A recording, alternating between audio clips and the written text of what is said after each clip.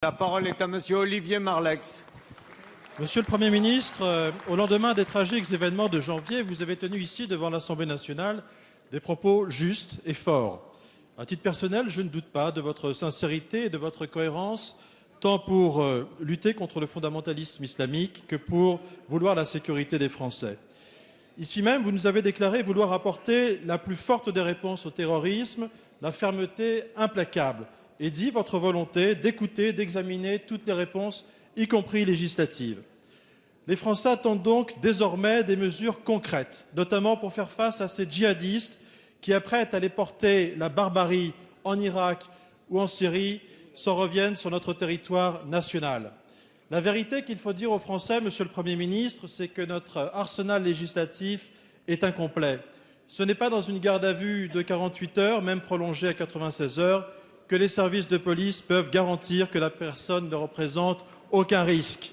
L'affaire de Nice, sur laquelle vous a interpellé Christian Estrosi il y a 8 jours, nous l'a dramatiquement rappelé.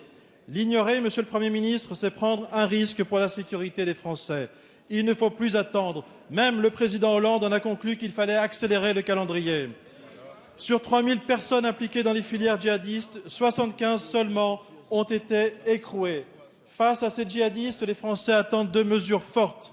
S'ils sont binationaux, la déchéance de nationalité, parce qu'une telle haine de nos valeurs n'est pas compatible avec la qualité de citoyen français.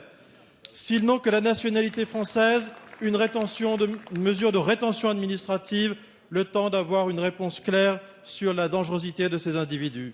Monsieur le Premier ministre, ne donnez pas le sentiment aux Français qu'il y a d'un côté des discours, mais de l'autre des mesures législatives qui ne suivraient pas, parce que votre majorité n'arrive pas à renoncer à son éternel angélisme. La parole est à Monsieur Bernard Cazeneuve, ministre de l'Intérieur.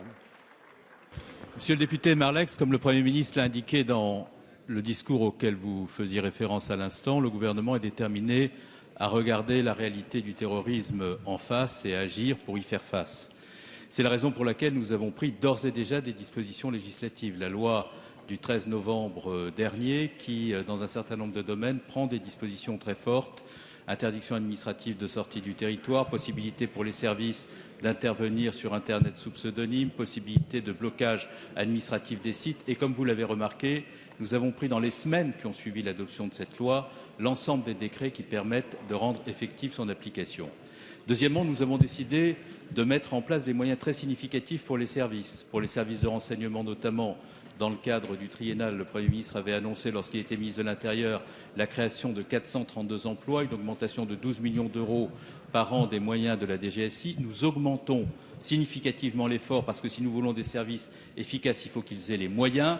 1400 recrutements dans les services de renseignement territoriaux et au sein de la DGSI et la volonté d'abonder les efforts budgétaires de 233 millions d'euros pour avoir tous les moyens technologiques. Vous dites qu'il faut accélérer. C'est précisément ce que nous faisons.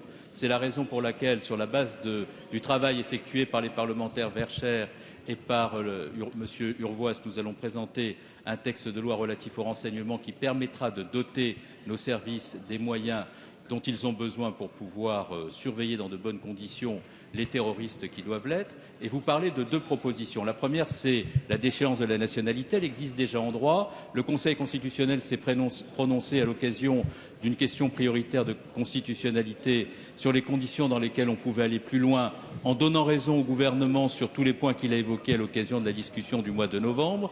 Et deuxièmement, vous proposez également d'interdire le retour sur le territoire national des binationaux. Votre parti fait cette proposition-là. Si nous le faisions, nous serions dans l'impossibilité de judiciariser leur situation.